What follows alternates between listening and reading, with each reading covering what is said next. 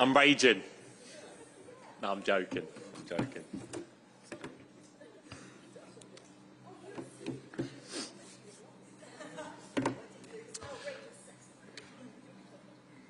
Okay, good afternoon everybody and welcome to this media conference with Declan Rice. As ever, if you can use the microphone available and make sure it's switched on. Raise your hand if you've got a question, also state your name and who you work for. We'll start as ever with Rob Dorset, Sky Sports News. Hi Declan, nice to see you. Morning, you good? Yeah, good mate, thank you. You? Yeah, all good, thank you. Listen, I want to take you back to when you arrived at St George's Park on that damp and dreary grey day and you arrived with an empty bag. Do you want to explain to everybody why that was? Yeah, I think I'd like to put it to bed, to be honest with you. The case was actually for spare clothes. When I arrived, I just had a spare case because going back to the Euros, I remember we got given so much stuff.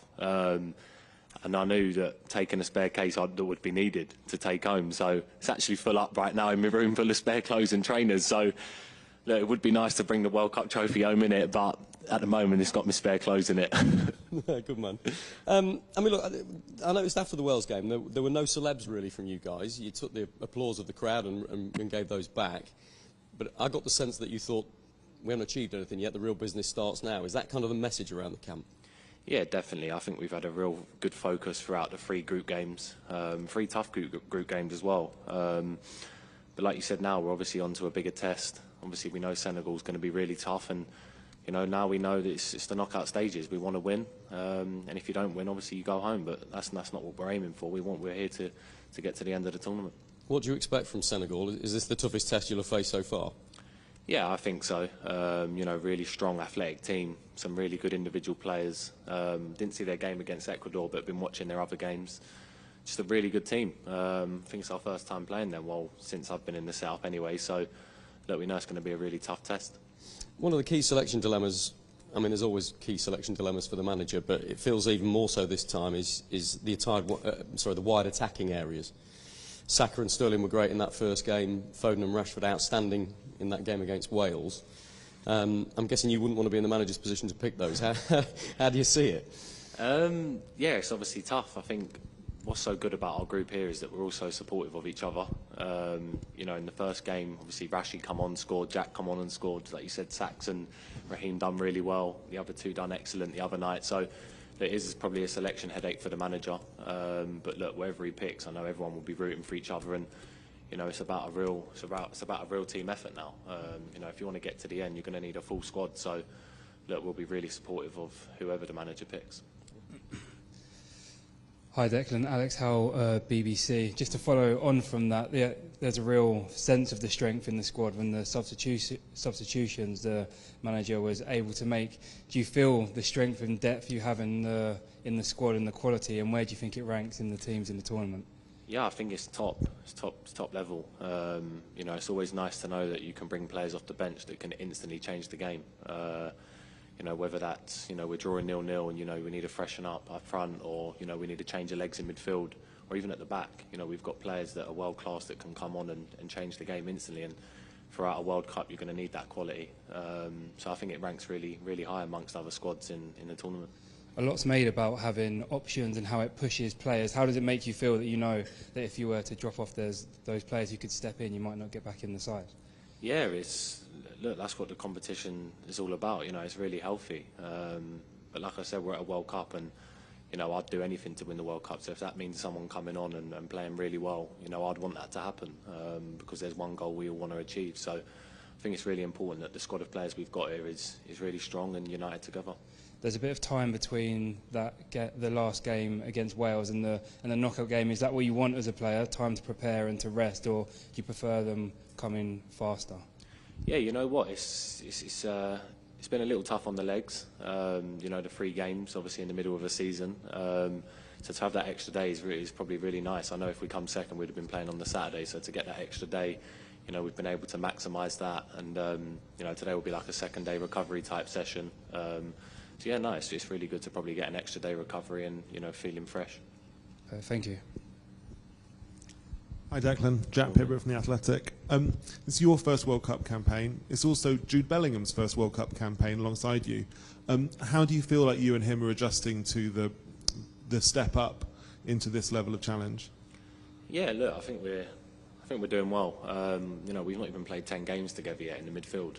You know, it's really hard. Obviously, we're not playing at club level together, so we're only getting that chance to bond when we come to England. So look, we're always learning on the job. Different team are posing different threats to us. But look, I love playing with him. He's young, he's energetic. He gets around the pitch really well. And for every game that I've played with him so far, I've literally just said to him, "This is your stage. Go out and perform. And you know, look, I'll be behind you. And don't feel like you can't go out there and attack and get in the box. Sorry." You know, just feel free, and I'll be there for you. And I feel like we've got a really good connection, and we've played against some tough sides as well. So look, we're learning really well together. And do you think he gives England something different in terms of his ability to get in the box and score that header against Iran, for example?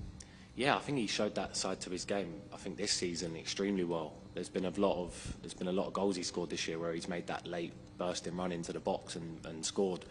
He didn't really do that much last season, but this season he's really added that to his game. So if we can keep him at that level where, you know, he's landing in the box.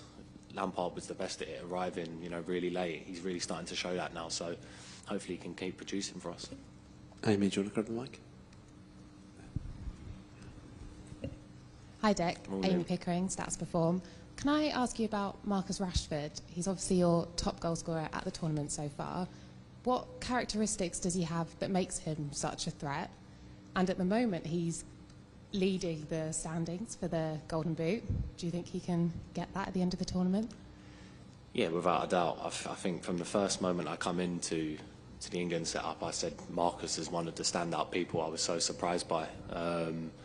You know, he's just lightning quick. His speed, his eye for goal, the way he hits the ball, it's really special, the technique he's got on him. And, you know, I know he had a tough year last year, but no one ever doubted his quality. And to now see him back on the biggest stage doing it, you know, it makes me really happy. And I know it's making the team happy as well. And going to the Golden Boot, listen, there's no reason why he can't. You see he had a big chance in the first half. I think if he keeps making them attacking runs behind the back line, like he does for United, he's going to keep getting the chances. So it would be amazing for him to win the Golden Boot. I would be delighted for him if he achieved that. Hi Declan, Nizar Kinsella, Evening Standard. I just wanted to ask, sort of, as the tournament's gone on, have you found that the training sessions and the games that you've progressed and sort of built maybe a better connection as a team, and has it kind of put some of the criticism to bed from the Nations League as well? Yeah, definitely. Look, I think the Nations League was tough in the summer. We'd obviously come off, you know, not winning in 6, so there was a big pressure for that Iran game to win, and we done that. We obviously had a difficult game against USA.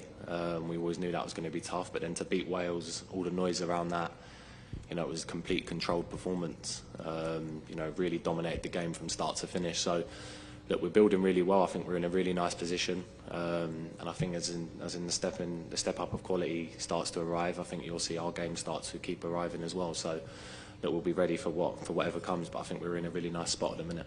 Okay, we've got James and Nat this side, and then we'll go to Faye.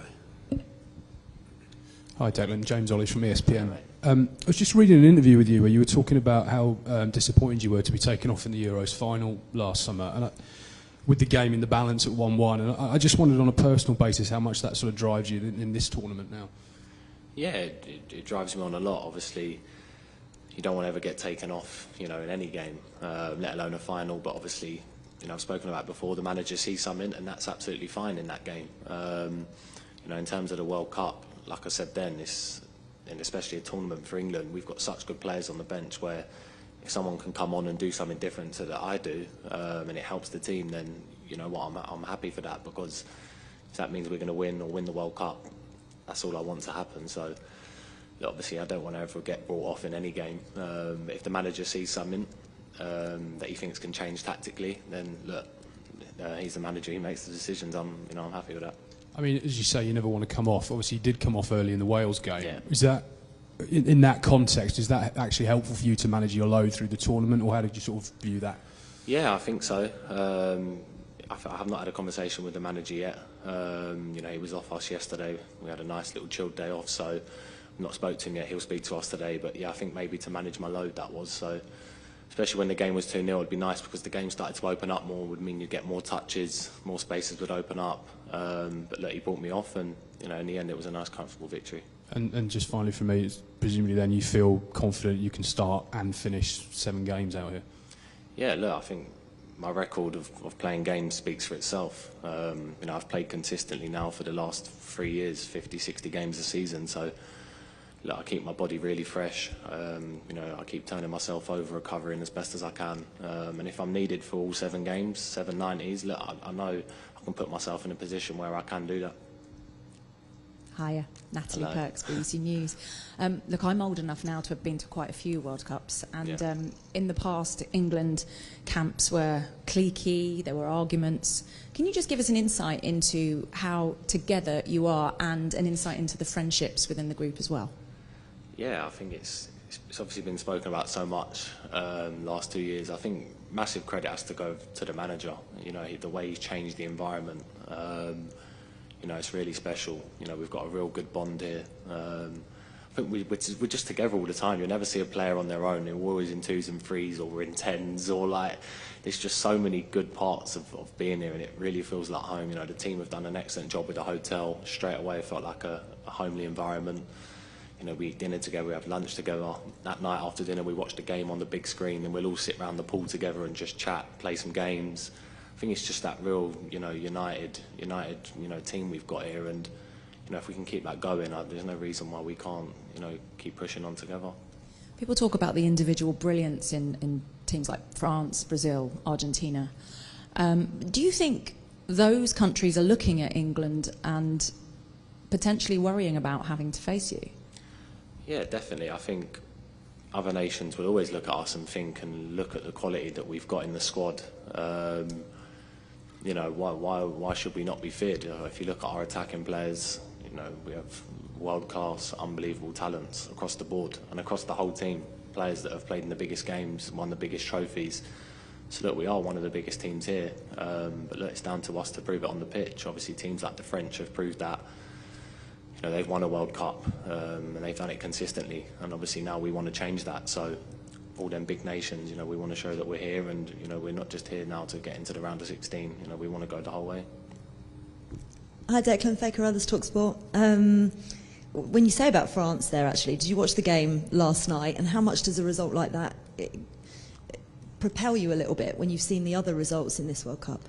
Yeah, no, I didn't see the French game last night. We had a day off, so I was with the family. But yeah, obviously I see the result, and I think, you know, there's been a lot of shocks in this tournament. You know, you can't take anything for granted. You know, I think that's why we're doing so well. Maybe that we're not getting the credit that we deserve. You know, it could have been banana skin for us in any of the 3 games, but you know, we done well in all of them. And you're obviously seeing big nations lose.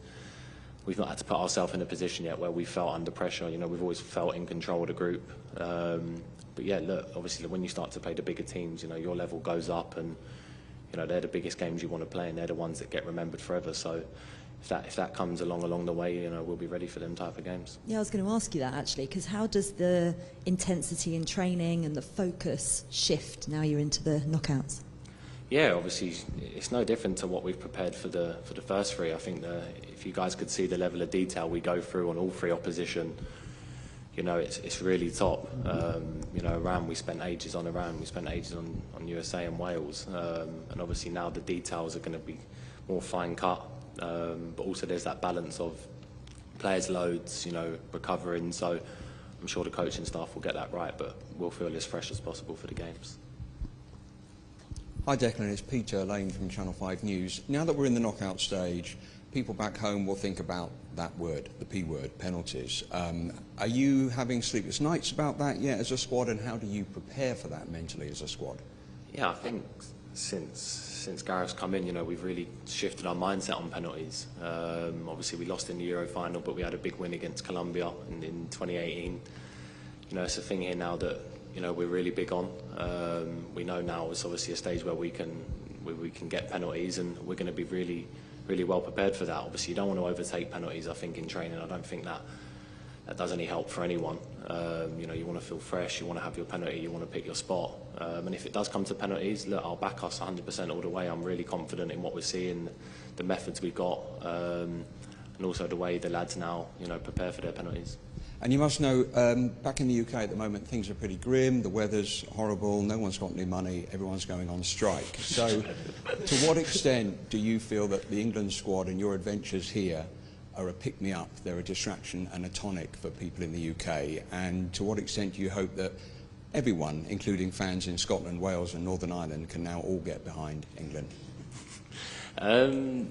Yeah, look, obviously I felt that during the Euros. You know, we obviously, it was COVID, really big COVID back then, so we couldn't see families or friends or anyone, but we were seeing videos of the fans back home, and I feel like that's what we've done as a team. You know, we've really brought the country together when England have played football. You see the Lioness doing it in the summer. You know, you see the support we've got. You see them at the fan parks, you see them in the pubs, and you know, it makes me happy seeing the videos of them celebrating, scoring, us scoring. So look, we're going to try to keep going. We're going to try to keep pushing, keep trying to lift everyone. It's obviously really close to Christmas now, so hopefully we can deliver them the best Christmas present. Let's see. Thank you. Hi Declan, James Robson AP. I think Gareth said going into the last World Cup, the question was, can England win a knockout game? You know, since then, semi-finals, the final, there's a sense that this team knows how to navigate tournaments, comes good at tournaments. What do you put that down to? I think just the mentality now. If you look at the players in the squad, like I said, that have won the big trophies, the Premier Leagues, year in, year out, Champions League finals. We've got so many players who've won big things, and you know, they've brought that mentality that they've got and installed in themselves, you know, to England. And of course the manager, you guys wouldn't see it, but the way he talks to us, you know, he's so calm, and you know, he really puts an emphasis on us that, you know, look, we're England, we're just as big as anyone else, and you know, we'll be ready for anything. And I feel like when you've got a manager that's that calm and is rooting for you that much, you know, you want to go out there and fight and do as much as you can to win a football match. And obviously the biggest one that I've been involved in so far was knocking out Germany at the Euros. I think before that game I looked at everyone in the change room and I could just sense that there was no way we was getting beat that day. And when you get that feeling, you know, that's what you want, and that's what takes you the whole way. So yeah, hopefully now the knockout stage is here, we can push that on. Hi Dec, Mark Manbrines from PA. You mentioned your teammates have played biggest games, they've won the biggest trophies. You're now playing in a World Cup for the first time. Do all of those things give you a hunger to be, you know, challenging for Premier Leagues, for playing in Champions Leagues, things like that? Yeah, 100%. I think for the last 2-3 years, you know, I've been saying that. You know, I've been playing consistently well for the club, and I feel like I really want to, you know, keep pushing. Like you said, I see my friends here who are playing Champions League, winning the big trophies. You know, you only get one career, and at the end of your career, you want to look back and by what you've won and the biggest games you've played in. And you know, I'm really ambitious, and you know, I really want to do that.